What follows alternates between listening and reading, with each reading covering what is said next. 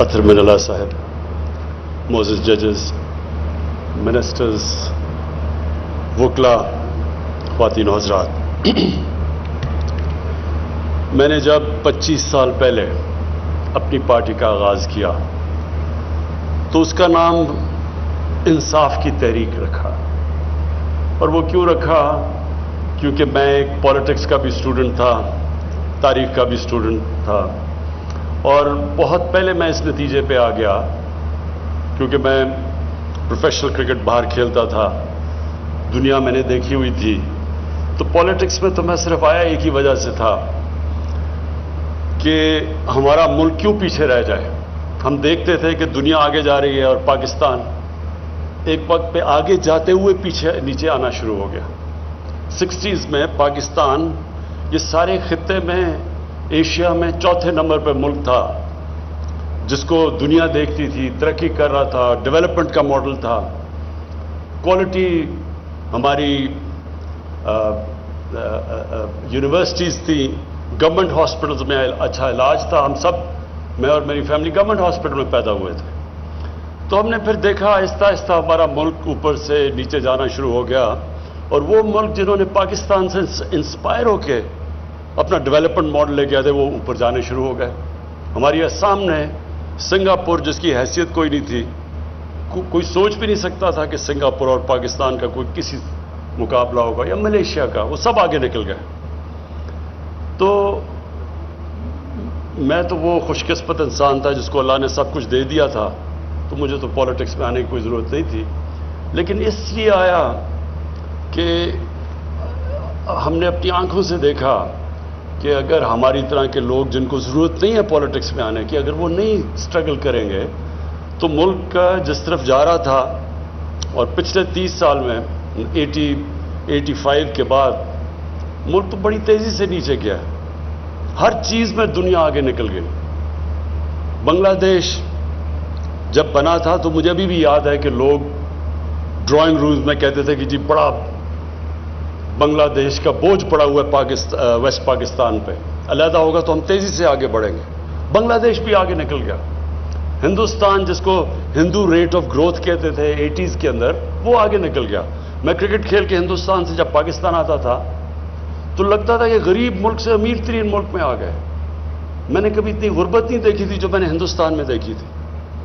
یہ سارے ملک ہمارے سے آگے نکل گئے. اور میں آپ کو ایک چیز, ایک وجہ بتاتا ہوں کہ اس کی وجہ کیا تھی. اگر آپ باقی سارے سمپٹمز ہیں ایک چیز کی نہ ہونے کی وجہ سے, رول آف لا. جو بھی قوم آگے بڑھتی ہے ادھر قانون کی حکمرانی ہوتی ہے. جو بھی بنانا ریپبلکس ہوتی ہیں وہ وسائل کی کمی سے نہیں بنتی. بنانا ریپبلکس کے اندر قانون نہیں ہوتا, طاقت کی حکمرانی ہوتی ہے. ہمارے نبی صلی اللہ علیہ وسلم نے, میں اس لیے لوگوں کو سمجھاتا ہوں کہ یہ سٹڈی کریں کہ یہ کیا فینومینا تھا, مدینہ کی ریاست کیا فینومینا تھا. یہ ہسٹوریکل ایونٹ ہے. باقی سارے اللہ کے پیغمبر ہسٹری میں نہیں ہے ان کا کوئی مینشن, یہ ہسٹری کے اندر ہے. کس دن میں ہجرت کی, کس دن میں فتح مکہ ہوا, کس دن میں جنگ بدر ہوئی, یہ سب کچھ تاریخ کا حصہ ہے. تو یہ ایک فینومینا ہے کہ ایک وہ قوم جس کی کوئی حیثیت ہی نہیں تھی عربوں کی, وہ اتنی تیزی سے دنیا کی انہوں نے امامت کی, یہ تاریخ کا حصہ ہے. تو اس کی جو بنیادی چیز تھی رول آف لا تھا. 2 خلیفہ وقت, 4 میں سے 2 خلیفہ وقت عدالت کے اندر پیش ہوئے, قانون کے نیچے تھے. ہمارے نبی صلی اللہ علیہ وسلم نے بہت, یہ 2 ان کی جو حدیث ہے یہ ہم اسکولوں میں پڑھانا چاہیے. انہوں نے کہا تمہارے سے پہلے بڑی قومیں تباہ ہوئی جدھر طاقتور کے لیے قانون اور کمزور کے لیے دوسرا, یعنی جدھر طاقت کی حکمرانی ہے. اور پھر انہوں نے کہا کہ میری بیٹی بھی جرم کرے گی تو اس کو سزا ملے گی, کوئی قانون سے اوپر نہیں ہے. یہ ہے پاکستان کا المیہ. ہمارے ملک میں یہ جو 2 پاکستان شروع ہو گئے, ایک نہیں 2 پاکستان, ایک پاکستان کے لیے ایک علیحدہ سیٹ آف رولز, دوسروں کے لیے علیحدہ. اور یہ جو ریفلیکٹ کیا تھا ابھی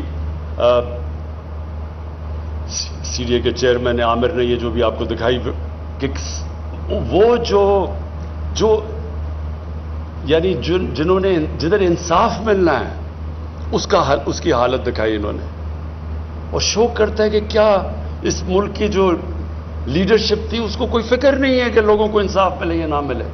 کیونکہ دیکھیں ایک چیز، امریکہ اپنے آپ کو انٹرنیشنل کرمنل کورٹ کے نیچے نہیں ڈالنا چاہتا، وہ قانون سے اوپر رہنا چاہتا ہے.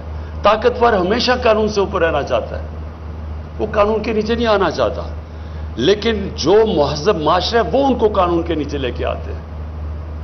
جو ہماری اسٹرگل ہوئی ہے جب سے آئے ہیں، یہ کیا اسٹرگل ہے؟ سارے اکٹھے ہو کے کہتے ہیں کہ جی ہمارے لیے علیحدہ قانون بنا دو، ہمیں این آر او دے دو. ایک ہی بلیک میل کر رہے ہیں کہ نہیں تو آپ کی گورنمنٹ نہیں چلنے دیں گے. اور یہی جنرل مشرف نے سب سے بڑی جو ظلم کیا اس ملک پہ، ایک تو آئین توڑا، لیکن جو سب سے بڑا ظلم کیا، این آر او دے دیے طاقتور کو. پیسہ تو جنرل مشرف کا نہیں تھا، پیسہ تو قوم کو چوری ہوا تھا. اس کے پاس تو رائٹ ہی نہیں تھا کہ ان کو کہے جی نہیں ہم نے آپ کو معاف کر دیا. اور میں چیف جسٹس صاحب آپ کے ساتھ 2007 میں اس تحریک میں شامل اس لیے تھا کہ یہ ہمارا نظریہ تھا. میں تو پہلے دن سے کہہ رہا تھا، 25 سال پہلے کہہ رہا تھا کہ ملک تو صرف تب آگے بڑھے گا جس ملک میں آزاد عدالتیں آئیں. اور جب اتنی وہ سٹرگل تھی، اور وہ ایپک سٹرگل تھی، کیونکہ مجھے بڑا فخر ہے کہ ہم اس سٹرگل میں ہم نے شرکت کی، اور جو وکلا نے قربانیاں دی اور جس طرح وہ سامنے آئے، وہ بڑی زبردست سٹرگل تھی. وہ ایک ڈیموکریٹک سٹرگل تھی، وہ in fact struggle rule of law کی تھی. کہ ایک ملٹری ڈکٹیٹر کو کہہ رہے تھے کہ آپ یہ نہیں کر سکتے کہ جج کو، چیف جسٹس کو اس طرح آپ اس کو ہٹا نہیں سکتے. لیکن مجھے بڑے افسوس سے کہنا پڑتا ہے کہ جو اس سٹرگل کی نتیجے میں جو رزلٹس آنے چاہیے تھے، وہ مجھے افسوس سے کہنا پڑتا ہے وہ نہیں آئے. اور وہ ایک اور کہانی ہے کہ وہ جدھر وہ اس نے جانا چاہیے تھا وہ نہیں گئی. لیکن جو رول آف لا، جو قانون کی، جو انصاف کی سٹرگل ہے، وہ ایک آن گوئنگ سٹرگل ہے. وہ مسلسل ایک معاشرہ اس کی سٹرگل کرتا ہے. اور یہی جو معاشرہ یہ اسٹیبلش کر لیتا ہے قانون کی بالادستی، وہی معاشرہ خوشحال ہوتا ہے. جب ریاست مدینہ اور ہم نے فیصلہ کیا کہ ہمارے بچے 8، 9 اور 10 کلاسز کے اندر پوری سیرت نبی پڑھیں گے، ہم ان کو اس لیے پڑھانا چاہتے ہیں کہ یہ تاریخ میں یہ جو فینومینا تھا اس کو اسٹڈی کیا جائے، بچوں کو بھی پتا ہو، تاریخ کا پتا ہو کہ یہ کوئی گریک میتھولوجی نہیں ہے، یہ تاریخ کا حصہ ہے کہ کیسے ایک قوم ٹرانسفارم ہوتی ہے. وہ کیا کیریکٹر تھا جو انسانوں کے کیریکٹر بدل دیے انہوں نے، اور پھر وہ کیا پرنسپلز کے اوپر وہ قوم کھڑی ہوئی تھی. اور اگر آپ وہ پرنسپل اسٹڈی کر لیں، جو بھی آج دنیا میں خوشحال معاشرہ ہے وہ ان پرنسپلز پہ کھڑا ہے. خوشحالی آ ہی نہیں سکتی جب تک آپ میں رول آف لا نہ ہو. پاکستان کا سب سے بڑا اثاثہ آج اوورسیز پاکستانی ہے. ہم ریئلائز نہیں کرتے. میں یہ بھی 25 سال سے کہہ رہا ہوں کہ یہ سب سے بڑے ایسٹ 90 لاکھ پاکستانی جو باہر بیٹھے ہوئے ہیں، ان کی جو جی ڈی پی ہے وہ تقریباً ہمارے 22 کروڑ پاکستانیوں کے تقریباً اتنی ہیں. ان کے جو ڈالرز ہیں ان کو پاکستان کی ضرورت ہے. یہ پوچھے وہ کیوں نہیں آتے پاکستان میں ڈالرز؟ وہ بیچارے ایک پلاٹ لیتے ہیں، جا کے پیسہ کماتے ہیں، ایک پلاٹ لیتے ہیں، 1-2 سال کے بعد واپس آتے ہیں، اس کے اوپر قبضہ ہو جاتا ہے. اور قبضہ کیوں یا قبضہ گروپ فلرش کر رہے ہیں؟ قبضہ گروپ اس لیے فلرش کرتے ہیں کہ آپ کی زمین پہ قبضہ کر لیں، آپ لیگل ریکورس لیں، وہ سالوں بلکہ کیس ہی ناممکن ہے اس کو رزلٹ ملنا. تو جب آپ کو انصاف نہیں ملتا تب پھر طاقتور یہ جو قبضہ گروپ ہیں یہ پھر پریویل کرتے ہیں اس سوسائٹی میں. انگلینڈ میں کیوں نہیں قبضہ گروپ؟ میں ساری 18-19 سال گزارے ہیں وہاں. کیوں نہیں یورپ میں قبضہ گروپ؟ کیونکہ وہاں قانون ہے.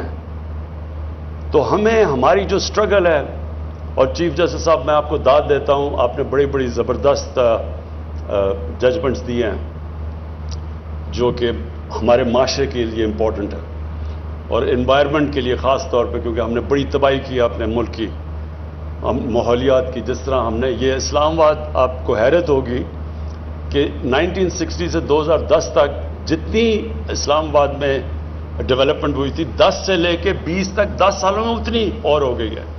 تو گرین ایریاز جا رہے ہیں اور یہ ہماری گورنمنٹ پوری کوشش کر رہی ہے اور اس میں آپ کی بڑی ہمیں ہیلپ کی ضرورت ہوتی ہے اور آپ ہیلپ کرتے ہیں بچانے کے لیے اس ملک کا. یہ جو ایک ماڈل سٹی بنی تھی جس میں گرین ایریاز رکھے گئے تھے اور اب تو ملک کی ہماری آنے والی جنریشنز کی ضرورت ہے کہ ہم ان کو پولوشن سے بچائیں اور یہ جو کلائمیٹ چینج کے افیکٹس ہیں اس سے بچائیں. تو اس میں یہ تو اب نیشنل نیسیسٹی بن گئی ہے کہ ہم اپنے ملک کو ہرا رکھیں, اپنی انوائرمنٹ کو بچائیں, اپنے دریا پانی کو ہوا کو صاف رکھیں.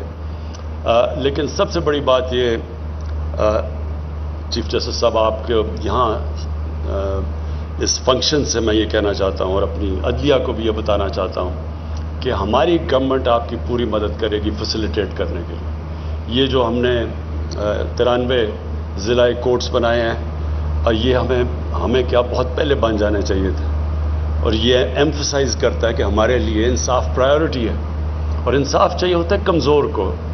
طاقتور چاہتا نہیں ہے انصاف, وہ اوپر رہتا ہے قانون کے. کمزور کو پروٹیکشن چاہیے ہوتی ہے طاقتور سے.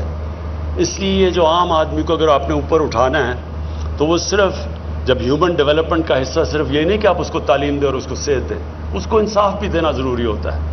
اور انصاف جب ملتا ہے ایک معاشرہ آزاد ہو جاتا ہے. اور جو ریاست مدینہ میں سب سے خوشحالی پہلے نہیں آئی تھی, پہلے انصاف آیا تھا پھر خوشحالی آئی تھی.